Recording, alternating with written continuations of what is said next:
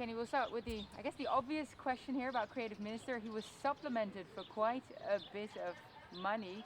Talk me through the process and what thoughts went behind it. Well, after he broke his maiden at Keeneland, Greg Back and I talked, and he really wanted me to run him in a stake race off his maiden win. And I said to him, I said, look, I really want to run him in another allowance race. And if he wins the next allowance race, I'll run him wherever you want to. And so he hit the wire at Churchill, and Greg was in that day, Derby Day.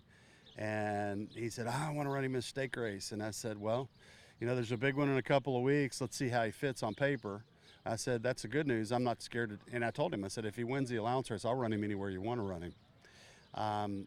Unfortunately, I didn't nominate him because he didn't make his first start until March. So it was one of those deals where I didn't think he was going to be ready for something like this. And my wife and I own 10% of the horse. So I told him, I said, well, look, if you guys are game, I'm game, because he deserves a chance. He was impressive, and so we made the decision. So one of the things that a lot of people do, I mean, in Greg Back's case and Paul Fireman's, we buy a lot of yearlings. And in the case of the 150, we're just going to have to look at it like this is a yearling that didn't work out, or a young horse that didn't work out, and creative minister deserves a chance. Yeah, you're no stranger to taking big swings. Of course, came here with the filly in 2020, Swiss Skydiver, managed to get the victory on board there. Do you have a similar feeling with him coming here? Of course, very different horse. So what did you make of that allowance race? I'm probably more confident with him coming in here. Watching him gallop this morning, I mean, this is a big, strong horse. He understands the routine. His two races that he has won, he's done very professionally, and he's gonna like the added distance. I think an extra 6 or an extra eighth of a mile is going to suit him, and even the Belmont, I think the mile and a half is going to suit him. So who knows? Maybe he's maybe he's this year's Arrogate. Who knows?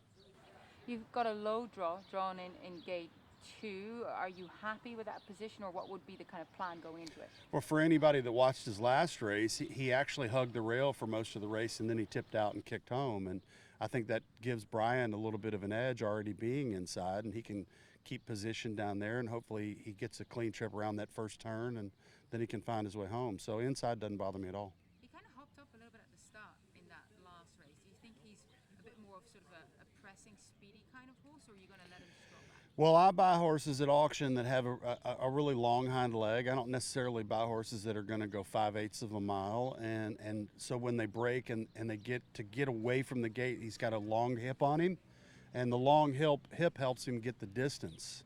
So it's kind of a double-edged sword. If you've got a horse that's got a long hip, maybe they're not as quick leaving the gate. And I think that's the case with him. He reaches, and it takes him a couple of strides to get in gear, and then once he's in gear, it's about rhythm after that. I already alluded to your victory in 2020. We were in the middle of a pandemic. How different is it lining up this year?